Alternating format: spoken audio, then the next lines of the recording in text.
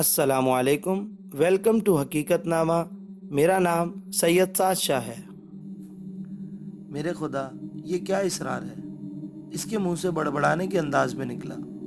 کئی منٹ تک وہ بیٹھی یہی سوچتی رہی اور پھر ایک گہری سانس لیے باہر آ گئی۔ اس کی سمجھ میں نہیں آ رہا تھا کہ اب کیا کرے، کہاں جائے۔ برتن وغیرہ دھونے کا کام تو 9:30 بجے تک ہوتا تھا، اس کے بعد پکنے کے لیے آ جاتا تھا اور وہ اس میں مصروف ہو جاتی تھی، لیکن برتن دھل چکے تھے، پکنے کا ابھی وقت نہیں ہوا تھا۔ دفعتاً اسے خیال آیا کہ فوزی خالہ کو دیکھنے جانا چاہیے۔ فوزی خالہ جل گئی تھی اور وہ ابھی تک انہیں دیکھنے نہیں گئی تھی۔ اس کے قدم ان کے کمرے کی طرف اٹھ گئے۔ گھر کے دوسرے لوگ اب بھی اس کمرے میں تھے، یہاں تک کہ چچا جان بھی آفس نہیں گئے تھے۔ وہ دروازہ کھول کر اندر داخل ہوئی۔ ڈاکٹر نے فوزی خالہ کے چہرے پر کوئی مرہم لگایا تھا۔ ان کا پورا چہرہ جل رہا تھا، البتہ آنکھیں کھلی ہوئی تھیں۔ انہوں نے نفرت بھری نظروں سے اسے دیکھا اور کہراتے ہوئے بولی، اب جلنے پر نمک چھڑکنے آئی ہو، اب کیوں اپنی منحوس شکل دکھائی؟ خالہ، مجھے افسوس ہے، اس نے بھرائے ہوئے انداز میں کہا۔ آپ خود ہی کچھ زیادہ غصے میں آ گئی تھی فوزی باجی، نمک بعد میں ڈالا جا سکتا تھا، اور پھر میں آپ سے کہہ چکا ہوں کہ چائے میں نمک نہ پیا کریں، نقصان دہ ہوتا ہے، چچا جان نے کہا۔ ہاں، گویا میری ہی غلطی تھی۔ ٹھیک کہتے ہو میاں، گوشت سے ناخن جدا نہیں ہوتے۔ سو تمہاری بھتیجی ہے، میں کون ہوں؟ بیوی کی بہن، ٹکڑوں پر پلنے والی۔ خالہ فوزی آنسو بہانے لگی۔ اب آپ تو بلا وجہ بات کا بتنگڑ بنا دیتی ہیں، چچا جان گھبرا کر بولے۔ ایسی ہی ناگوار سی گزر رہی ہے تو ہاتھ پکڑ کر نکال دیجئے، گھر سے ان کی لاڈلی سے کچھ نہیں کہا جاتا۔ جب وہ چائے میں نمک پتی ہیں تو آخر کیوں یاد نہیں رکھا جاتا؟ چچا جان سے بہن کے آنسو برداشت نہ ہو سکے اور وہ ان کی حمایت میں بول پڑی۔ خدا سے ڈریں بیگم، میں نے کچھ کہا بھی ہو؟ چچا جان دور کی مار برداشت نہ کر سکے، کلیجہ نوچ لیتے ہو اور کہتے ہو کچھ نہیں کہا۔ ارے میں اس کمبخت کی وجہ سے نہیں جلی تو اور ابھی فوزی خالہ کے منہ سے جملہ پورا بھی نہ ہو پایا تھا کہ روشن دان سے ایک چڑیا اڑتی ہوئی آئی اور پیتل کے اس گلدان پر بیٹھ گئی جو خالہ فوزی کے سر کے عین اوپر رکھا تھا۔ چڑیا کے بیٹھتے ہی گلدان خالہ کے سر پر آ پڑا۔ خالہ فوزی دھاڑے مار کر رونے لگی۔ ایک بار پھر لے دے کر جان چھڑائی۔ نکل جا مردود یہاں سے، میری بہن کی جان لے کر دم لے گی۔ چچی جان جوش غضب میں اس کی طرف بڑھ گئی۔ وہ شاید اسے دھکے دے کر نکالنے کا ارادہ رکھتی تھی، لیکن ان کے اوندے منہ گرنے کا دھماکہ بہت زوردار تھا۔ نہ جانے ان کا پاؤں کہاں پھنس گئے۔ چچی جان کی لائیوں کی تمام چوڑیاں ٹوٹ گئیں اور ٹکڑے ان کی کلائیوں میں چبھ گئے۔ ہائے امی! عظمیٰ اور شمسہ فوزی خالہ کو چھوڑ کر چچی جان کی طرف لپکیں۔ چچا جان البتہ سیدھے کھڑے تھے اور آج ان کے چہرے کے تاثرات دونوں سے مختلف تھے۔ اب بھی عبرت حاصل کرو بیگم، بے زبان کا نگہبان خدا ہوتا ہے۔ باجی فوزی نے 2 مرتبہ اس پر الزام لگایا، انہیں دونوں مرتبہ سزا ملی اور آپ بھی جذبات میں نقصان اٹھا بیٹھی۔ اگر اب بھی آپ نہ سنبھلی تو انجام جو ہوگا اس کی ذمہ داری صرف آپ پر ہوگی، وہ سخت لہجے میں بولے۔ اس وقت ایک ملازم اندر آ گیا۔ صاحب، ایک شخص آیا ہے، کہہ رہا ہے ڈرائیور کے بارے میں اشتہار پڑھ کر آیا ہے، ملازمت کا خواہش مند ہے۔ آؤ عالیہ، چچا جان نے کہا اور اس کا ہاتھ پکڑ کر دروازے کی طرف بڑھ گئے۔ ارے میری بہن بے ہوش ہو گئی ہے، ڈاکٹر کو تو بلاؤ۔ چچی جان اپنی تکلیف بھول کر خالہ فوزی کے چہرے کی طرف دیکھ کر بولی، جن کے سر سے خون بہہ رہا تھا اور پیشانی اور گالوں تک لڑک آیا تھا۔ ڈاکٹر ہمارے باپ کا ملازم نہیں ہے جو بار بار دوڑا ہے، کسی ملازم کو بھیج کر دوسرے ڈاکٹر کو بلوا لیں۔ چچا جان کی جرت پر سخت حیرت ہوئی۔ اس سے تو وہ بھیگی بلی بنے رہتے تھے پہلے، اس وقت وہ شیر کیسے بن گئے؟ اور اس کے ساتھ ڈرائنگ روم میں پہنچ گئے۔ پھر بھرائی ہوئی آواز میں بولے، عالیہ بیٹی، میری آنکھیں بند نہیں ہیں، میں تمہارے ساتھ ان لوگوں کا رویہ دیکھ رہا ہوں۔ بعض حالات میں بھی مجبور ہوں، مجھے تم سے کچھ گفتگو کرنی ہے۔ ذرا اس شخص کو نپٹا لوں جو ڈرائیوری کے لیے آیا ہے۔ اور انہوں نے ملازم کو آواز دے کر اس شخص کو بلانے کے لیے کہا۔ دودھ جیسا رنگ، سنہرے بال، نیلی آنکھوں والا دبلا پتلا نوجوان۔ دوستوں، اگر ابھی تک آپ نے ہمارا چینل سبسکرائب نہیں کیا تو نیچے موجود بیل آئیکن کو پریس کر دیں۔ معمولی قمص کی پتلون اور قمیض پہنے ہوئے تھا، چہرے سے شرافت ٹپک رہی تھی۔ اندر آ گیا، اس نے ادب سے سلام کیا اور ایک طرف کھڑا ہو گیا۔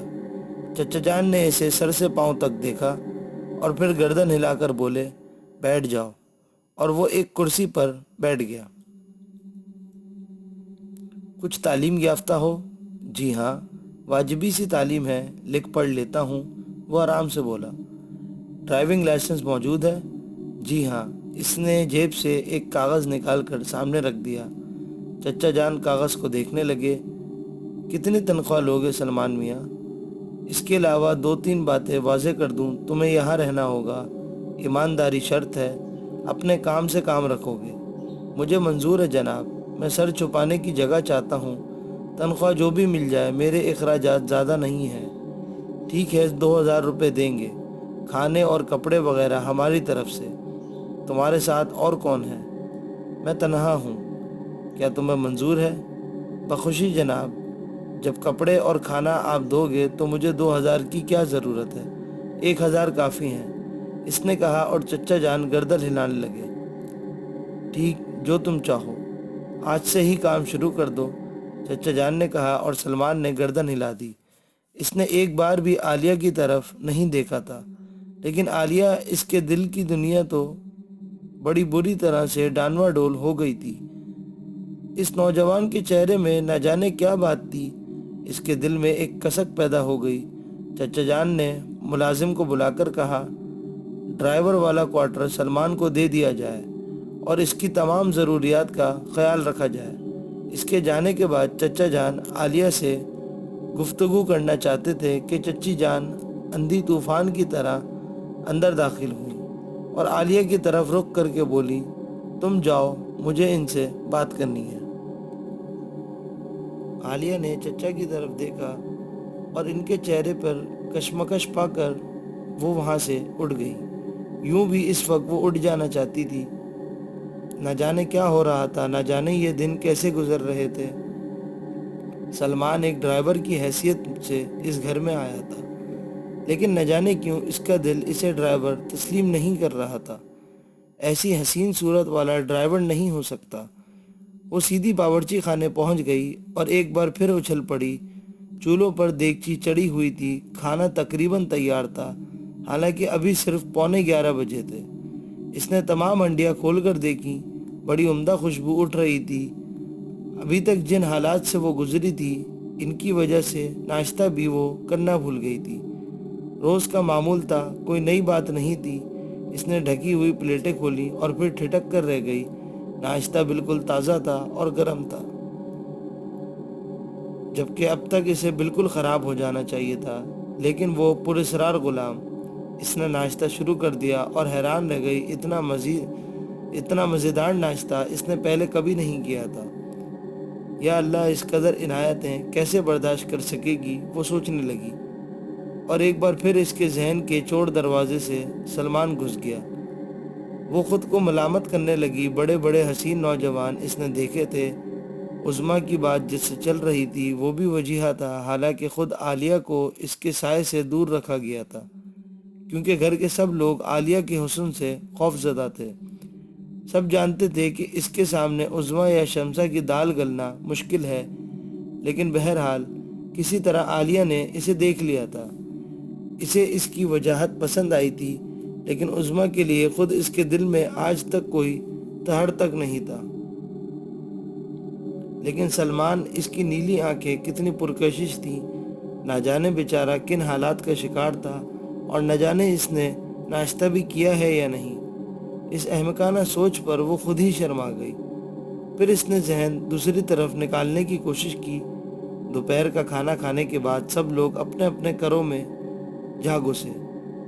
گھر کی فضا آج بہت ہی خراب تھی۔ چچا جان بھی آفس نہیں گئے تھے۔ چچی سے ان کی خاصی کھٹ پٹ ہو گئی تھی۔ کھانے سب نے اپنے اپنے کمروں میں کھائے تھے اور پھر دروازے بند کر کے لیٹ گئے تھے۔ وہ بھی حسب معمول اپنے کمرے میں جا گھسی۔ ناشتہ دیر سے کیا تھا اس لیے کھانا بھی نہیں کھایا۔